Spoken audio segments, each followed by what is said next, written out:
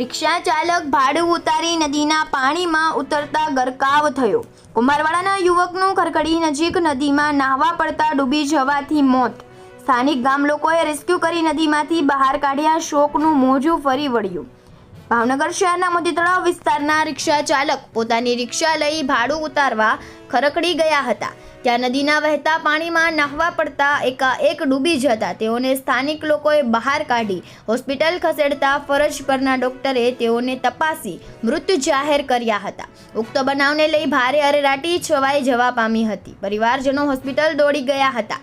બનાવની જાણ મળતી વિગતો અનુસાર ભાવનગર શહેરના કુંભારવાડાના મોતી તળાવ વિસ્તારમાં રહેતા સમીરભાઈ હુસેનભાઈ જુનેજા ઉંમર વર્ષ 22 આજે સોમવારે પોતાની રિક્ષાનું ભાડું લઈ ઘોઘા તાલુકાના ખરકડી ગામે ગયા હતા। ભાડું ઉતારી પરત ફરી રહ્યા હતા ત્યારે દેવગણા રોડ ઉપર આવેલ નદીમાં ઘસમસતા પાણીના પ્રવાહ વચ્ચે નાહવા ગયા હતા, જ્યાં અચાનક નદીના ઊંડા પાણીમાં ગરકાવ થઈ જતા તેને સ્થાનિક લોકો જોઈ દોડી આવ્યા હતા અને તેને રેસ્ક્યુ કરી સમીરભાઈને બહાર કાઢી તાત્કાલિક સારવાર માટે ભાવનગરની સર્ટી હોસ્પિટલ ખસેડવામાં આવ્યા હતા, જ્યાં ફરજ પરના ડોક્ટરે તેમને મૃત જાહેર કર્યા હતા।